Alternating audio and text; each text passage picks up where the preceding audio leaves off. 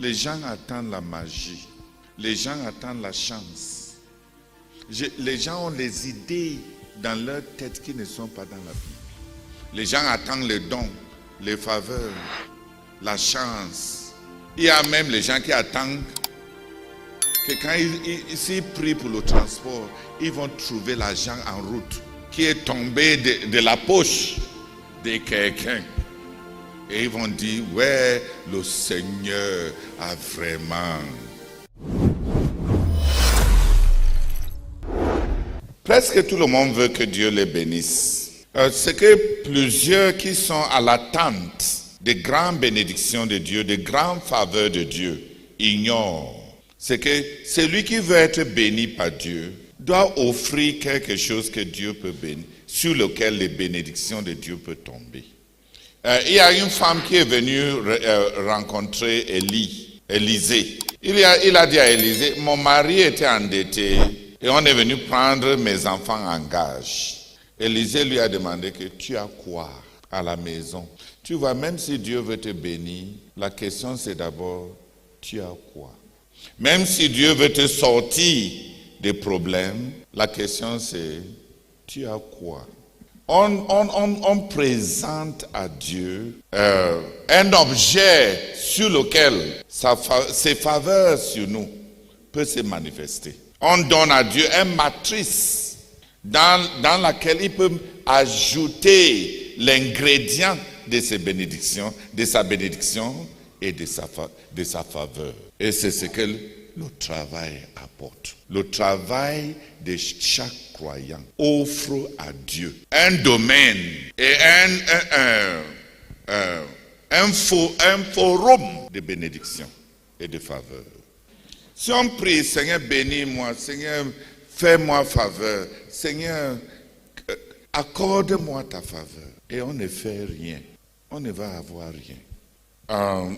Moïse dit dans Psaume 90, le verset 17. Que la grâce de l'Éternel notre Dieu soit sur nous. Affermis le travail de nos mains. Oui, affermis le travail de nos mains. Amen. Celui qui prie pour la faveur doit travailler.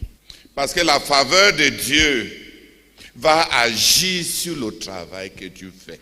Prier pour la faveur de Dieu sans travailler, c'est mettre Dieu à l'épreuve. Les gens pensent que quand on prie pour la faveur de Dieu, on est en train de demander à Dieu la chance. Les gens pensent que la faveur de Dieu, c'est la chance. Oh Seigneur, accorde-moi de rencontrer le prince de ma vie. Oh Seigneur, accorde-moi de rencontrer les façonneurs, les gens qui vont façonner ma destinée. Je veux que tu saches que si tu as de telles pensées dans ta tête, que tu vas suivre les gens qui pratiquent la magie. Parce que ce que tu es en train de demander, c'est la magie. Les gens cherchent la chance, ils cherchent les choses gratuites, ils cherchent quelque chose qui va juste balayer toutes les erreurs du passé, enlever toutes les conséquences du passé sans repentance. Ils cherchent la chance. Quand je t'ai trouvé, tu es la chance de ma vie.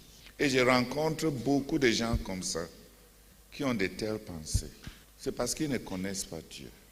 Oh Seigneur, que ta grâce, ce qu'on a traduit là-bas, que ta grâce est traduit en anglais, oh Seigneur, que ta faveur reste sur nous. Que ta faveur se repose sur nous. Le véritable problème, c'est que si aujourd'hui, Dieu devait te faire grâce à base de ton travail, il va te faire grâce par rapport à quoi que tu es en train de faire. Celui qui est oisif, celui qui ne fait rien, celui qui monte, qui descend, qui tourne à droite, qui tourne à tel, comme un bon prostitué, tu tournes à tel client. Il te sourit, tu tournes à l'autre client, il te sourit. On cherche toujours les gens auprès de qui on va recevoir la chance. Oh Seigneur, que ta grâce se repose sur nous. Affermis, Seigneur, le travail de mes mains. Affermis le travail de mes mains. Quand on crie à Dieu pour sa grâce, pour la grâce et pour les faveurs, qu'est-ce que Dieu va faire? Dieu va bénir le travail que tu as fait. Donc si tu ne fais rien, tu n'as pas donné à Dieu une plateforme, une matrice, un domaine pour manifester ses faveurs sur toi. Fais au moins quelque chose. Comme ça, si Dieu veut te faire grâce, il aura par quoi te manifester ses grâces. Mais si tu ne fais rien, si tu restes là, Sidonie ne dort pas. Si tu restes là, ne faisant rien, année après année, et tu es là en train de prier pour la chance, pour les portes ouvertes, pour rencontrer quelqu'un qui est suffisamment idiot, qui va croire les flatteries que tu vas lui apporter, et qui va sortir l'argent mal acquis, qui ne lui a rien coûté, pour verser sur toi. Si tu veux mendier avec le nom de Christ, ce n'est pas ça la faveur de Dieu. C'est lui qui crie à Dieu pour la faveur. Oh Seigneur, que ta grâce se repose sur nous. Seigneur, affermis le travail de mes mains. Que ce que j'ai fait porte du fruit. Alors, qu'est-ce que tu es en train de faire? Si Dieu devait même te bénir, si Dieu voulait même te manifester sa grâce, il va faire ça dans quel domaine? Tu te lèves le matin, tu n'as rien planifié, tu montes, tu descends, tu bavardes, et tu as beaucoup de rêvasseries et de rêves et de fantasmes dans ta tête. Si Dieu devait même te bénir, et Dieu veut te bénir, si Dieu voulait même te faire grâce, et Dieu veut te faire grâce, c'est dans quel domaine que cela va se manifester? Qui a remarqué, il y a quelque chose qui m'avait toujours troublé. Il y a des prières qui amènent Dieu à poser des questions au lieu d'exaucer. Il y a ces deux personnes qui étaient aveugles et ils suivaient le Seigneur Jésus. Oh fils de David, aie pitié de nous. Oh fils de David, aie pitié de nous. Fils de David, aie pitié de nous. Les gens les ont dit de ces terres. Ils ont crié plus fort. Oh fils de David, aie pitié de nous. Quand finalement ils ont attrapé, gagné l'attention de Jésus, est-ce que vous avez remarqué ce que le Seigneur les a demandé? Qu'est-ce que vous voulez que je fasse pour vous? Parce que dans tous ces cris, ils n'ont rien dit. Jésus a posé la question. Quand ils ont finalement réussi à gagner l'attention du Seigneur, si John Willis se réveille, quand ils ont fini de gagner l'attention même du Seigneur, le Seigneur devant eux s'est arrêté et est-ce que le Seigneur ne voyait pas qu'ils étaient aveugles? Donc il y a beaucoup de choses qui trottent dans nos têtes, qu'on pense que Dieu comprend. Le Seigneur les a demandé, qu'est-ce que vous voulez alors que je fasse pour vous? Et ils ont dit ça simplement, oh Seigneur, nous voulons voir. Et le Seigneur les a dit, qu'il vous soit fait selon votre foi. Tout le cri, oh fils de Dieu, oh fils de David, ils ont mis toute leur connaissance de la Bible dans leur prière. Hein? Oh fils de David, aie pitié de nous. Oh fils de... Donc c'est des gens qui connaissent la Bible, n'est-ce pas? Ils connaissent les titres de notre Seigneur Jésus. Si tu te lèves, tu dis, oh toi étoile du matin, l'amour de mon cœur, oh Seigneur. Dès que tu finis, le Seigneur va te demander, donc qu'est-ce que tu voulais que je fasse pour toi? Donc il y a des choses très simples qu'on doit confronter. Si aujourd'hui le Seigneur voulait te bénir, il voulait te faire grâce, il voulait te donner de ses faveurs, il va manifester ça dans quel domaine? Moïse nous dit que c'est dans le domaine de notre travail. Il va faire en sorte que ton travail donne. Il va faire en sorte que ton travail donne. Affermis le travail de nos mains éternelles, ô Éternel. Affermis le travail de nos mains. Que notre travail ne soit pas un gâchis. Que notre travail ne soit pas éphémère. Que notre travail ne s'envole pas. Que notre travail ne s'effrite pas. Que notre travail ne soit pas stérile, infructueux. Oh Seigneur, fais perdurer notre travail. Je vais poser encore la question. Si alors le Seigneur voulait te manifester sa faveur, ça sera dans quel domaine? Dieu avait dit à Josué, médite ces paroles jour et nuit, et la faveur de l'Éternel va te suivre. Et il a dit à Josué, tout ce que tu entreprendras sera béni. Mais pour celui qui ne fait rien, il a enlevé à Dieu. Celui qui ne fait rien, qui a les yeux braqués sur ce que les hommes vont lui donner, braqués sur ce que la chance va lui donner, braqués sur ce que la magie va lui donner. Ce n'est pas dans la magie, ce n'est pas dans la chance, ce n'est pas dans les choses gratuites que Dieu nous fait grâce. Oh Seigneur, affermis le travail de nos mains. Père, que ce que j'ai fait arrive chez toi. Bénis l'œuvre de nos mains.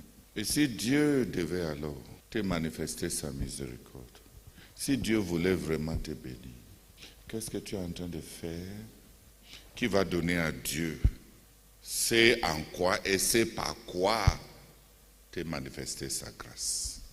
Celui qui veut les faveurs de Dieu, celui qui prie, celui qui jeûne, celui qui médite, celui qui se plonge dans les rencontres dynamiques, celui qui marche dans la sainteté, doit travailler. Parce que c'est dans le travail que la sainteté et le jeûne et la prière et toute cette connaissance de Dieu va aboutir, cristalliser dans les faveurs de Dieu. J'aimerais que quelques personnes viennent prier pour que les frères comprennent ça. Les gens attendent la magie. Les gens attendent la chance. Les gens ont des idées dans leur tête qui ne sont pas dans la Bible. Les gens attendent les dons, les faveurs, la chance. Il y a même les gens qui attendent que quand s'ils prient pour le transport, ils vont trouver l'argent en route qui est tombé de la poche de quelqu'un. Et ils vont dire, ouais, le Seigneur a vraiment... Qui m'a compris? Donc il marche, il ne regarde pas devant, il regarde en bas pour trouver l'argent qui est sorti de la poche de quelqu'un qui est en train de prier. Oh Seigneur, que mon argent qui est tombé là reste là jusqu'à ce que je répare. Et tu ramasses ça, tu dis Seigneur. Celui qui veut les faveurs de Dieu, les bénédictions de Dieu, la présence de Dieu, la grâce de Dieu, travaille. C'est dans le domaine du travail que Dieu fait preuve de sa présence avec un homme. La Bible dit Dieu était avec Joseph et tout ce qu'il fit prospérait. Dieu était avec David et tout ce qu'il fait, il fit réussissait. C'est ce qu'ils étaient en train de faire qui a donné à Dieu c'est en quoi et c'est par quoi manifester sa présence avec eux. Même dans Deutéronome chapitre 28, la Bible dit, celui qui va marcher, qui a mes commandements et qui marche dans l'obéissance, je vais bénir son menu de bétail. Je vais bénir son gros bétail. Je vais bénir ses sorties et je vais bénir ses retours. Je vais bénir l'œuvre de ses mains. Je vais bénir les récoltes de son champ. Je vais bénir. Même la bénédiction et les bénédictions pour une vie d'obéissance, c'est sur le travail que tu as fait que cela va se voir. C'est sur ce que tu es en train de faire que ça va se voir. Donc le paresseux s'est coupé de la bénédiction de Dieu. L'homme oisif s'est séparé des faveurs de Dieu. L'homme indécis qui commence des interminables projets mais qui ne finissent rien s'est séparé de la grâce de Dieu. Dieu va manifester sa grâce dans ta vie. Dans quel domaine? Tu es tellement en mouvement. Les gens pensent même que quand on a l'onction de Dieu, on ne raisonne plus. On est agité, on parle en désordre, comme on va parler, et on va...